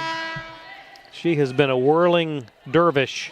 She's been trouble both on both ends of the floor. You know, just really disrupting us. We've always been good baseline out offense, but she's making it tough for us to even get it in play.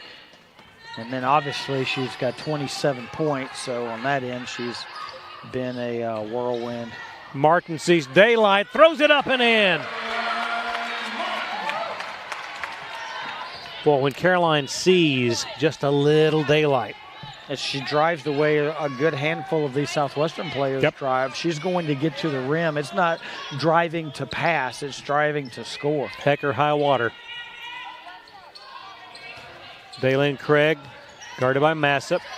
In the lane, turns, blocked by Massip, but a whistle. And a little theatrics on the fall to the floor.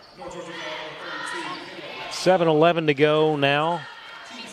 60-54. I believe this equals the largest lead. Well, we actually led by 8, or did we? No.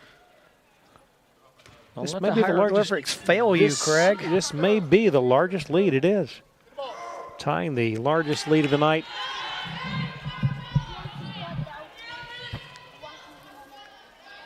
Right there, you just want to see Kayla wall up, make them make the tough two over. Yep. Extended hands. 1 of 2 for Daylin Craig. Rebound Massip. 60-55. 7:05 to go. That's a block. Macy Gregg drives, stops, kicks back. Franklin 3, left it short. Ball knocked free, and Martin comes up with it. A fortuitous bounce there.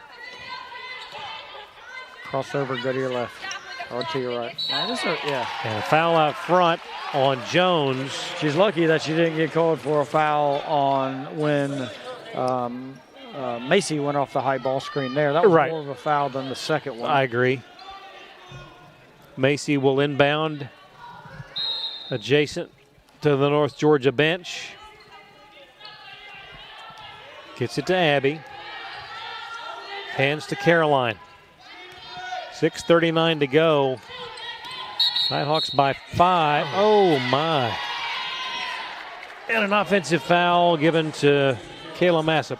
You know, in a post-reserve situation that Kayla's in, you're kind of good with her giving up her fouls, right? I mean, she's going to play 10, 12 minutes a game. Right. Use some of them strategically. I don't know that that's one of them there. Right. So let the player make the play off the high ball screen. Just get your feet set. Use those fouls around the rim. Maybe not, but I was just saying on the last possession, we don't want the shot blocking fouls. We want the wall fouls. So I'm kind of contradicting myself there a little bit. But what I'm saying is it's okay for her to use her fouls. Right. Lob down low to Daylin Craig, puts it up. Now the principle of verticality would indicate that if your arms are outstretched straight above your head and contact is made, that it shouldn't be a foul on the defender. However, a foul was credited to Jamari when it was actually Macy that fouled. Yeah. First one no good for Daylin.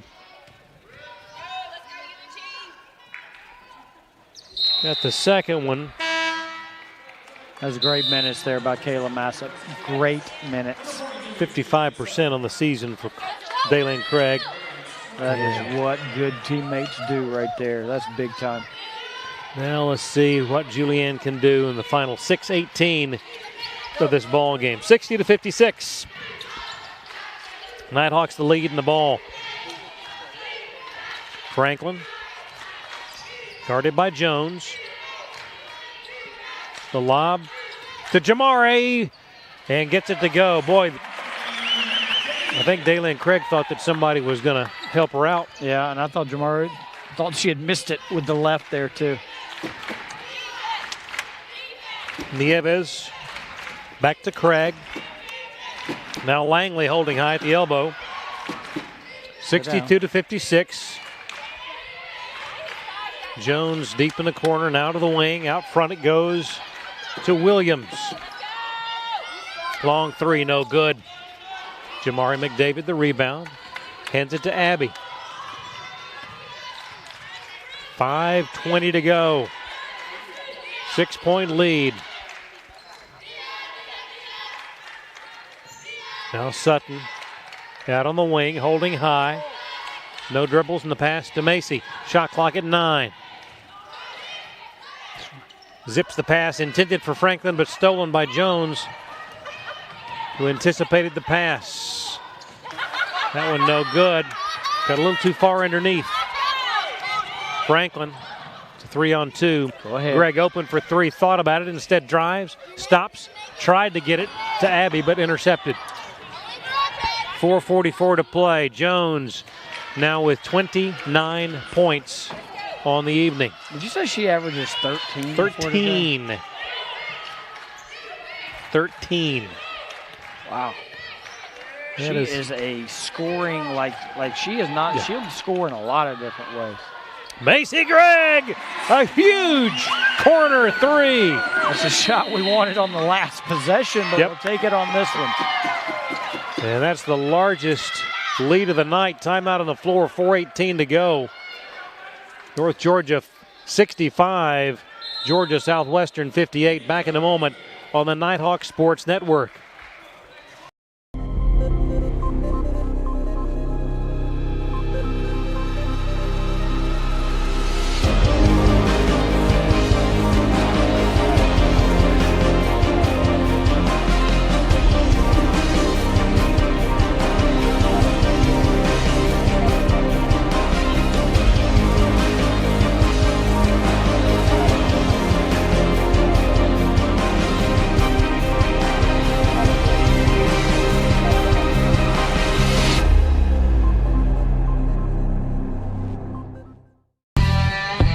North Georgia basketball on the Nighthawk Sports Network is brought to you by the Smith House Country Store, Restaurant, and Hotel, the UNG Bookstore, Bryan Properties Commercial Real Estate, and Northeast Georgia Health System.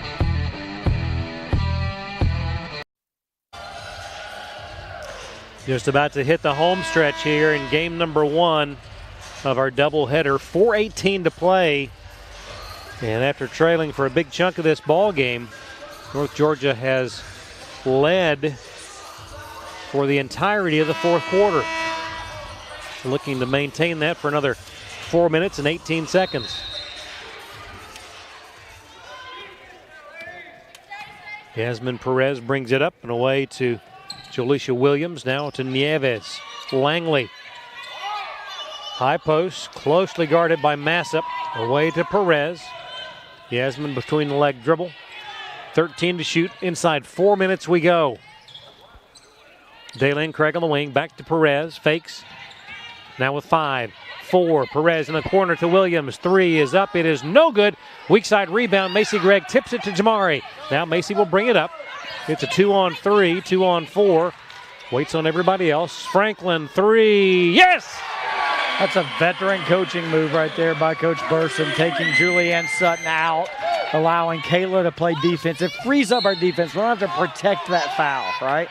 And then so we guard, we dig in to guard, and then we don't, like now, Julianne, don't foul Julianne. We get to just go play defense. So. The first double-digit lead of the night. 68-58, but a foul will send Daylin Craig back to the line where she has been a number of times here in the fourth quarter. Now that's Jamari's fourth, although one of them was incorrectly assessed to her. Yeah, should have been on Macy. I wonder if Julianne at the table now is going to be her replacement. 1 of 2 for Daylin, the sophomore from Lithia Springs and McEachern. 68-59. Beautiful feed inside, but Kayla could not convert the layup. 3:13 to go. Julianne back in.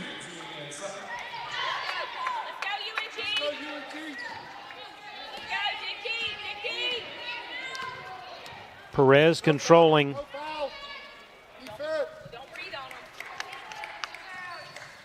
Nieves, top of the key, guarded by Franklin. Bounce pass to Langley. Wall.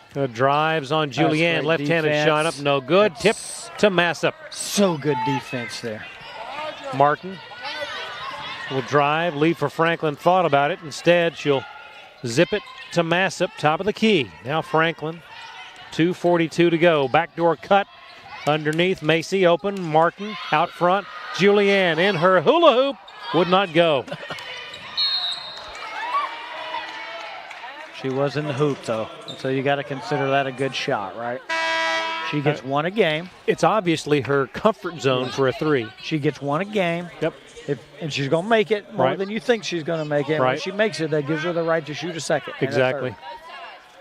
33% is an average three-point shooter, so she makes her first. That's 2 more free misses that you get. Exactly. So the beauty in a big shooting threes is if you make your first, you're playing with house money statistically. Guess who's back at the line? Daylin Craig. First one good. 68-60, 2:33 to go. And the 1 of 2 again. Macy hands it to Caroline Martin. Tied up by Perez, and North Georgia will keep possession. 2:22 to go in the game. Another veteran move there, not calling. Now she calls a timeout to settle her team, but Coach Burson didn't call a timeout to keep possession there, knowing that we had the possession error. And the 30 will keep it right here. Opportunity to do a quick preview of Saturday's matchup. The long-awaited, much-awaited, much-anticipated matchup with Lander. Lander's really, really good. Yep. Again, they've got a unique style that really fits their personnel well. I know we got 2 minutes and 22 seconds to go before this one, but we're not going to play Lander just 2 times this year, right. I would imagine. Right. So it's just really a matter of who can position themselves appropriately at the end of the race. But you're talking about a top 10 matchup now, and it's probably going to be a top 10 matchup a month from now. Exactly. Play has resumed. Martin to Massip, to Sutton, to Franklin with 5, 4. The floater good. Back to a 10-point lead as we move inside. 2 minutes to go. Big turnaround in the latter stages of that third quarter to shift the ball game momentum. Basket inside by Lett makes it 70-62. Perez, a tenacious defender, guarding Franklin. I don't know that you, okay. Martin to Massip, to Gregg, fakes the 3, instead puts it up, elbow blocked. 1:21 to go. Jones in traffic, up and good. 31 points for Ava Jones. I don't think people know how good she is in shifting in the middle of the drive. Yep. The choice to not extend the game here is a little interesting to me. Macy Gregg with the ball and a steal by Daylin Craig. This could make it a 4-point ball game, and does. Unless you can do that and take it from us. The 6-0 run, and it's 70-66, 45 seconds to play. Julianne Sutton, top of the key, now to Franklin. 15 to shoot, 40 to play.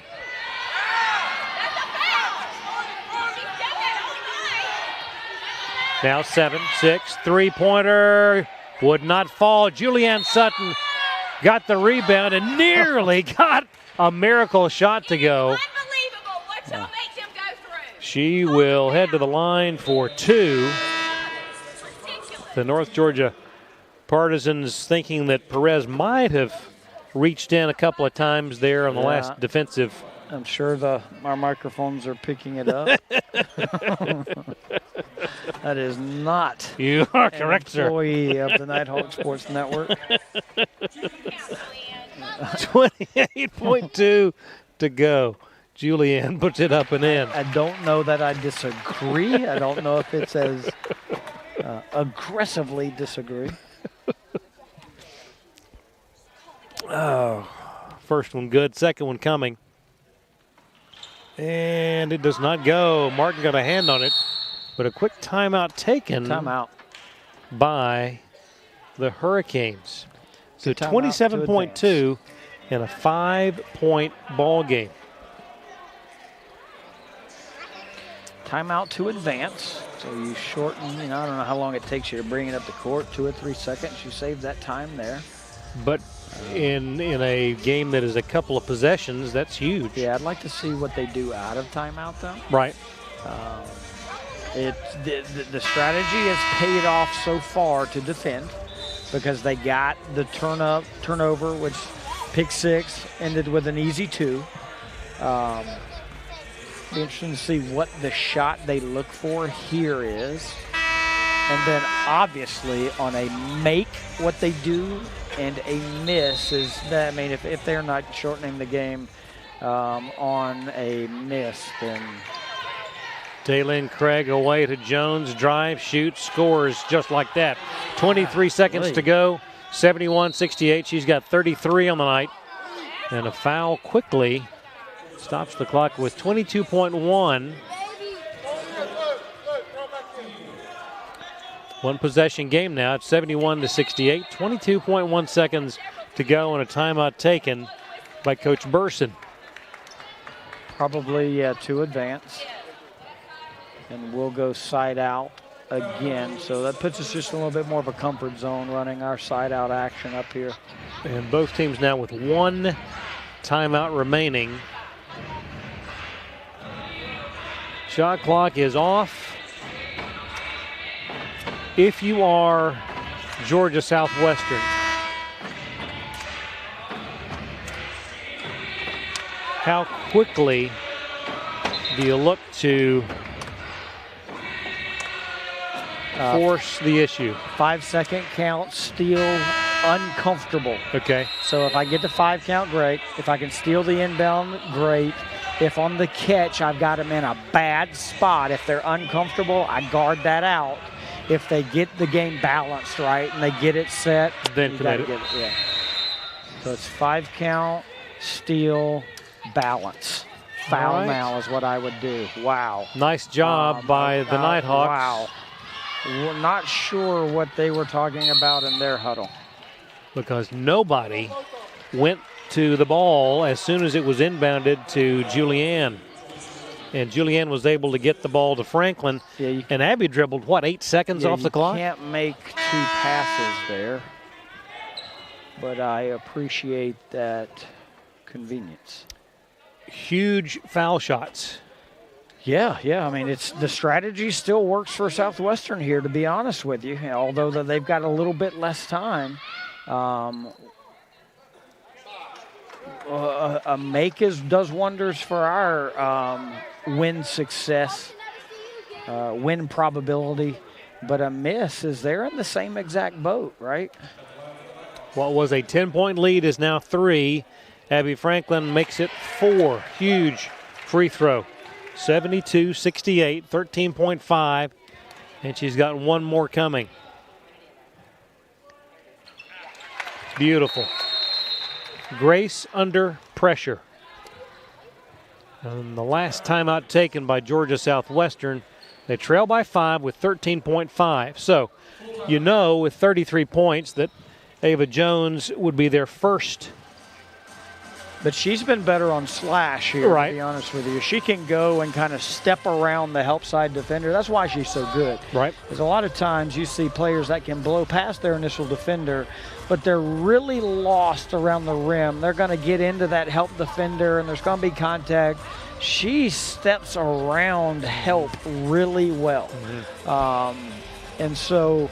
But she's a good 2. Right. So she doesn't, unless it's just a catch and a straight line drive for a layup and then foul on the inbound. I think Southwestern has to look for a 3 here. Immediately. I'm hoping, I would think that calling a baseline or calling a timeout to advance to side out, they're going to run one of their side out actions for a 3. Every college coach in America has a play card that says, if down this, we run this. This is what we need to get. If we're down 3, this is the side action we get. This is the base action we get. So it'll be interesting to see what their set action is. But I would give, so they're going for the 2.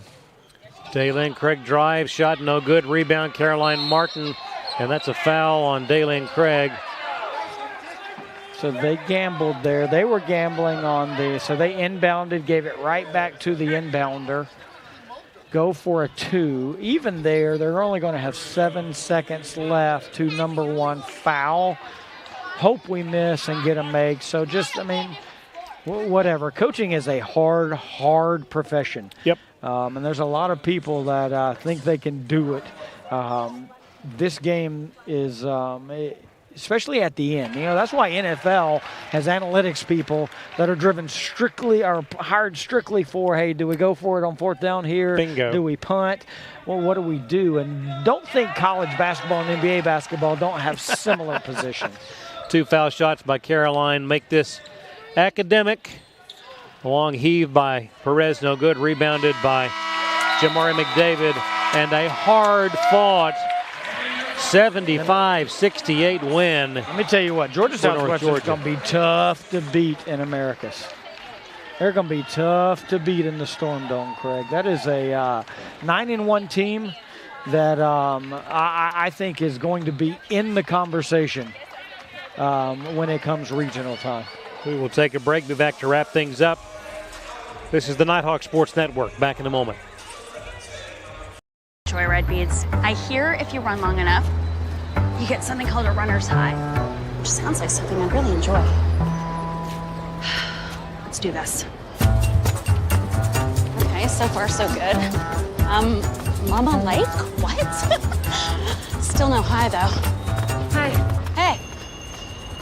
Oh my God, there it was. My first runner's high. Well, better quit while I'm ahead.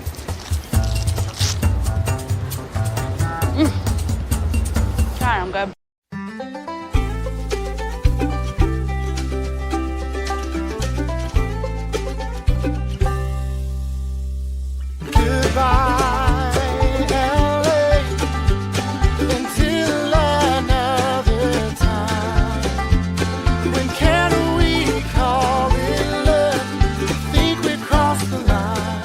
Shop, play, and stay in Dahlonega, the heart of the North Georgia mountains. Across divisions, sports, championships, and schools for nearly 500,000 student athletes. College sports create lifelong opportunity, and that starts with education. We've raised the academic bar, so more are earning degrees, creating healthier campuses by working with the nation's brightest minds, and making sure more have the chance to succeed and are supported on their journey. But beyond the numbers, it's about opportunity, and we're working to provide it for every student athlete. And back to wrap things up here, Craig Corbin, Lee Glenn, a hard-fought win tonight after trailing for much of the ball game. North Georgia makes a big push late in the third, controls the fourth, and put their third win in the conference slate in the books. Final thoughts, sir? I think they're really good. I think that they are in the upper third of the Peach Belt Conference. I think winning at Americus is going to be a really hard thing to do. And I think that they're going to beat teams that have historically expected to beat Southwestern. And I think they're going to be in the conversation as it relates to Peach Belt seeding. So I like their play. I like how kind of emotional they play. But I also like the fact that we win. And I like the fact that we went through adversity to win. I like the fact that we went through foul trouble to win. I like the fact that new players had to step up in expanded roles to win. The last month hasn't been our best basketball, but it's trending in the right direction. Trial by fire tonight. No pun intended. Bingo. Yeah. Bingo. Big win tonight by 7, 75-68. That'll wrap up game number 1 of the doubleheader. Back with the men just minutes away. So long, everybody.